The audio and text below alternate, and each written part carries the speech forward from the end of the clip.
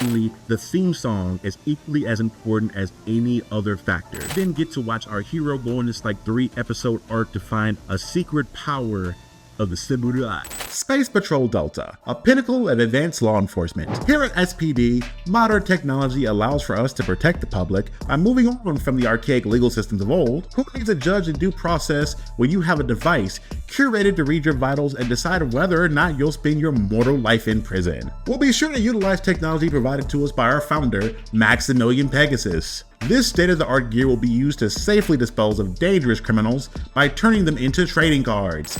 It's about helping people and upholding the tradition of being a Power Ranger. Space Patrol Delta, protecting the Earth and keeping privatized prisons well supplied for the foreseeable future. Power Rangers S.P.D is the second installment of the Disney era of Power Rangers. As I mentioned in my prior video, the Fox era walked so that the Disney era could do an A-train sprint. This season in particular carries the baton that Ninja Storm passed, and it carries it with long strides. It has all the previously mentioned requirements on my Power Ranger checklist. Dope intro music? Check. Entertaining fight choreography? Check. DLC Rangers? Check. Engaging narrative with character development? Check. It has all that in spades. There's even an interesting new addition that I wanted to discuss for this season in particular, and let's not waste any more time and get directly into it and my thoughts on Power Rangers S.P.D.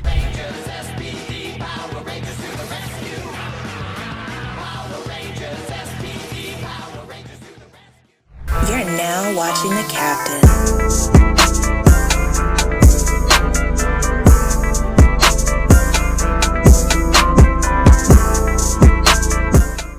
Rewatching this season of the series really impressed me with how much focus and care went into building up this new Ranger cast to be drastically different people with new beliefs from where they started. The first episode showcased a new cast of Rangers. This initial group differs from Ninja Storm by starting with 5 Rangers versus the 3 you start. The first episode we are introduced to Sky, the Blue Ranger, Bridge, the Green Ranger, and Sydney, the Pink Ranger. These 3 are what I like to call character blueprints. They represent stereotypical caricatures of people that most of you seen in media. I know that probably doesn't make much sense, so let me give you an example. If I told you to imagine a bubbly, pretty, popular girl, you would immediately in your head know how that girl would talk and interact with others. Well, that's Sydney. Bridge would be your typical bumbling savant. If this wasn't a kid show, I'd probably call him a stoner, because he has these moments in the show where he's just lost in space and looks like he's seen God. Finally, the last of the 3, Sky. Sky is simply what I would like to call the entitled jock. Now, when I use these descriptors for these characters, they don't all have positive connotations, and I get that. But don't get things twisted. Having these blueprint characters is never wrong as long as you build upon each blueprint. Something that is done at a top tier level in the season, if I may add. Each character is given their own little quirk and personality trait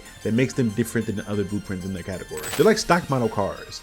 And throughout the season, they're given different upgrades and customizations that make them sick final product. The last 2 Rangers in the starter pack are a tad more complex of characters than the others from the start, Jack the Red Ranger and Z the Yellow Ranger. See, the initial 3 were born and groomed to be officers in Space Patrol Delta. Jack and Z were simply street urchins who did their best Robin Hood impression. Z threw a little monkey wrench in the routine though, because she wanted to do more to help people and make a bigger impact than just stealing clothes and giving it back to the poor. Now that's an understandable desire, but for Jack, that was a little bit of an issue. See, Jack was a man of the people and a creature of habit, and he preferred to run their little usual gig to keep providing for the poor people in the community. If you haven't noticed by now, the show pretty much sets up that there's going to be more than one way to change the world around. And for Jack and Z, it's making them space cops for the people. They revisit this concept at the end of the series, where it sees Jack retiring, essentially building up a program to assist the community in a legal way. So one thing that makes these Rangers special, and a common thing you'll see through a lot of the Disney era, is that these Rangers will have special abilities even while outside of their Ranger uniforms.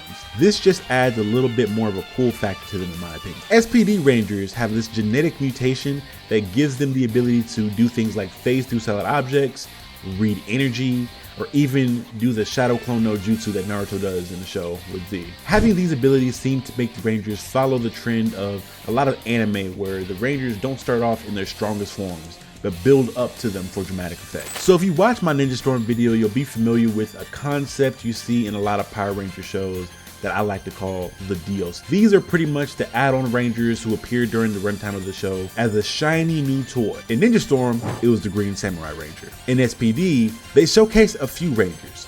one of which is my favorite Power Ranger of all time. Anubis Kruger is a war veteran turned commander of Space Patrol. From the start of the show, it's pretty apparent that he has a wealth of wisdom and battle knowledge, and that's put on display for a majority of the show. But in very similar to an old YS sensei from the anime, when you hear about how strong he or she was in their heyday, people are going to want to see what they're capable of. And in episodes 11 and 12 of S.P.D, we get to see on full display what Doggy Kruger is capable. Episode 11 serves to give the backstory on the history of Kruger's planet being taken over by a villain I haven't really given much credence to so far, but he goes by the name of Grum. This man has to be one of the best designs for an evil Ranger villain we've seen in Power Rangers history. He has an appearance similar to like an evil space Grim Reaper. He has skeletal armor and has a head casing that shows his brain underneath. This dude would make for an excellent horror movie villain in my opinion. Anyway, getting back on track though with Doggy in episode 11. You find out that it's the anniversary of his planet's invasion and his wife's presumed death at the time. Doggy becomes very irritable and snips at the Rangers all day for pretty much unprovoked reason, but you soon find out in the episode that Grum has planned to call in a man by the name of General Banad, a top general in his army and someone who defeated Anubis when Anubis was part of the first iteration of the Space Patrol Delta team when this plane came. He was defeated due to the overwhelming number of Grum's forces, and Doggy lost everyone in his race and swore he would never pick up a sword again, at least until episode 12. That's when things heat up a little bit. After kidnapping Cat the cat lady, Doggy is then baited out of the command center to go rescue her while the other Rangers go to save the planet from some other threat that's going. And when Kruger shows up, and ooh, when does he show up? He uses the new morpher that Cat created for him in episode 11 and becomes the S.P.D. Shadow Ranger. The Shadow Ranger is absolutely the coldest Ranger design to me in all of Power Rangers history. He has a smooth, sleek design and wields his badass Shadow Saber. And if you know me, you know I'm a sucker for swords. So when I saw him whip his thing out, pause, no diddy, and proceed to take out 100 foot soldiers single-handedly, I lost my mind as a kid, and for the first time rewatching the series just not too long ago, this man oozes an aura that not many other Rangers in history have. Besides Doggy Kruger,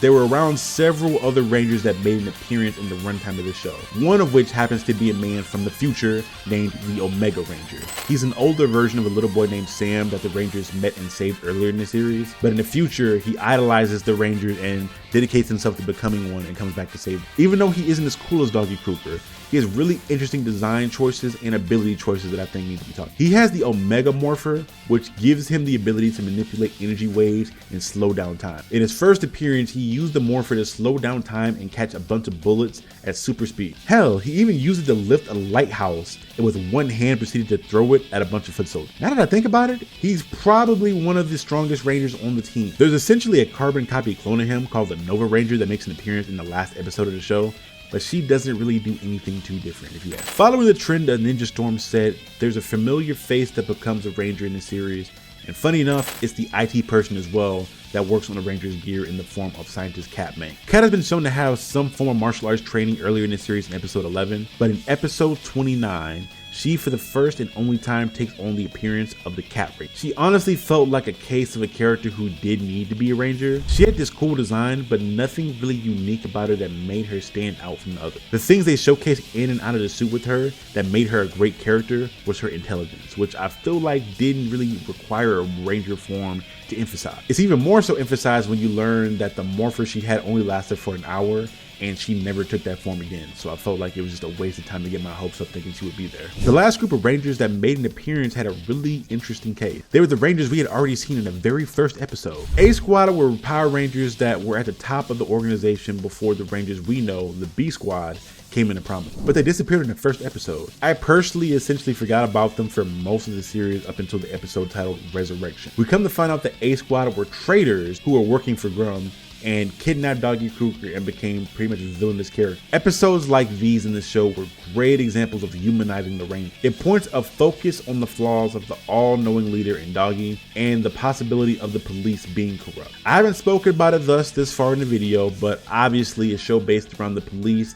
and their ability to judge you on the spot and decide if you're guilty without a judge or jury is literally insane. But it's something that the show doesn't shy away from. SPD represents what a perfect police force should be, with everyone's morals and ethics being important in doing the job. But the show will often show cracks in the perfect facade with these episodes like Resurrection or other episodes where there are almost like flaws in the judgment scanner they use. And it's concepts like these that make the Disney era Power Rangers very special in my opinion. The last thing I wanted to shine a spotlight on is the crossover events, something that a lot of fans look forward to. You get a perfect recipe, nostalgia for different previous versions of the Rangers from past seasons, and getting to see them with the current iterations of the Rangers that you know and love. Every season doesn't have a crossover, but when it happens, it's so damn good. This episode is a blend of the SPD Rangers we all know and love, but also includes an appearance from the Dino Rangers from Dino Thunder. I won't be giving a long description on who these 3 Dino Rangers are if you haven't seen the show, because I'm going to give them their own video coming out very soon. But all you need to know is that their names are Connor, the Red Ranger, Kira, the Yellow Ranger, and Ethan, the Blue Ranger. You should also know that they have cool ass dino power. The Dino Rangers get pulled into the future and have to assist in fighting Grum and Broodwing, who is this evil bat villain that also is an assistant to Grum. The versions of these Rangers that you see are a little bit older and have already beaten their main threats from their season, so they came into this crossover event as grizzled veteran Rangers. This episode definitely made me crack a smile. It was amazing to hear the Dino Thunder theme get mixed in with the typical SPD music. All in all, I definitely love crossover events and I can't wait to talk about them in the future seasons. Power Rangers S.P.D is one of my favorite seasons of the Disney era, and a lot of things about this season gave it a special place in my heart. For the younger black kids, we got to see a black person become the Red Ranger and actually lead the team. For some people, the importance of that may not make sense, but representation has always been a big thing to me in the content of my channel. When you see Doggy Kruger and Sky make a big point to show that the Red Ranger in this particular series is such a leader and supposed to be a beacon of somebody who's disciplined and gathers their team to do great things, when I see a black man with dreads walk into that role, I get so excited because I feel like I could potentially do that one day. And I definitely would want every person to have that kind of representation at some point down the line, white, brown, black, or indifferent. It's something that as a kid is definitely invaluable and you don't really know the impact of that until you're old. While you're at it, let me know who your favorite Ranger from this season is. Please like, share, and subscribe to the video if you enjoyed it. And if you want to see more of my content, like gaming videos, comics, or movie reviews and things of that nature, please subscribe to the channel. Or if you're just here for the Power Ranger videos, still subscribe because I'm going to be coming out with more of these videos of the Disney era in the very near future. This has been Captain Diesel of Captain Diesel's Dojo, and I'll see you guys next. Peace.